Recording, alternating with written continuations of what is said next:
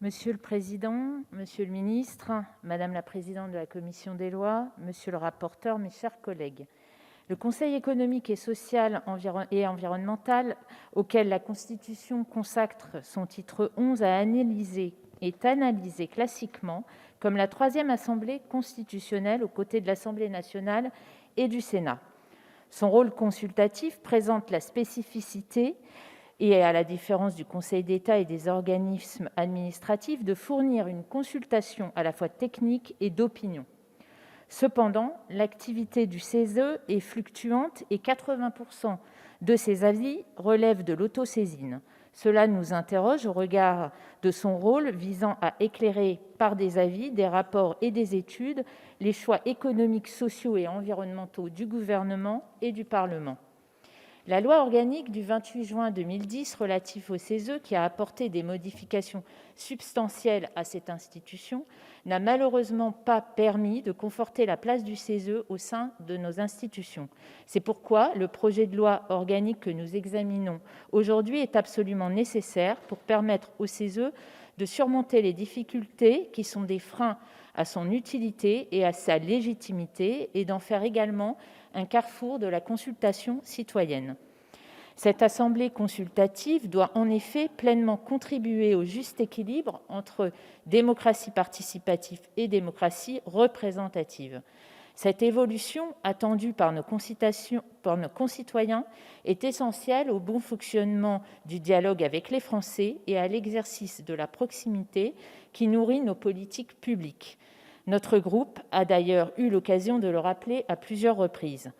Dans le cadre de la navette parlementaire relative à ce projet de loi organique, nous avons pu constater que nos collègues sénateurs partageaient ce constat. Cependant, ils ont fait preuve d'une certaine ambivalence, affirmant d'un côté que ce projet de loi allait trop loin et d'un autre qu'il n'était pas majeur sur un certain nombre de points. Cet entre-deux est regrettable, d'autant que nous avons travaillé, et je veux saluer en cela le rapporteur Erwan Balanant, avec eux pour faire aboutir ce texte. Nous avions repris certaines de leurs modifications et avions proposé des amendements de compromis. Cela n'aura pas malheureusement suffi. Notre vision de la place à accorder au Conseil économique, social et environnemental ne sont pas si éloignées pourtant. Il ne s'agit pas de donner au Conseil un rôle qui ne lui revient pas.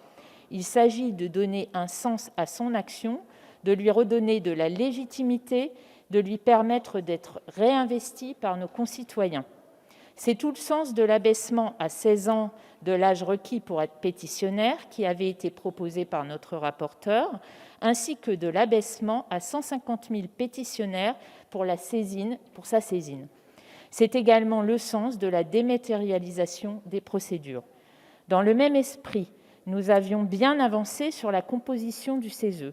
Avec nos collègues sénateurs, nous nous étions mis d'accord sur la suppression de la présence de personnalités qualifiées dont le mode de désignation faisait à juste titre débat.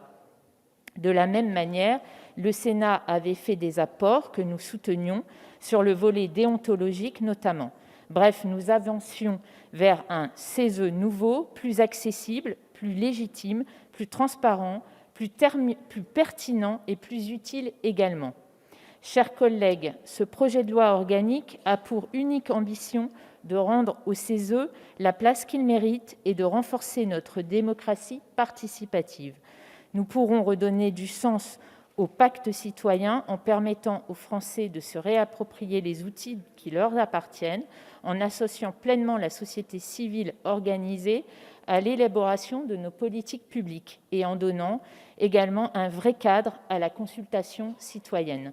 C'est pour toutes ces raisons, et parce que notre groupe Mouvement démocrate et démocrates apparentés mesure tout l'atout de ce projet de loi organique pour notre démocratie, que nous voterons en faveur de ce texte.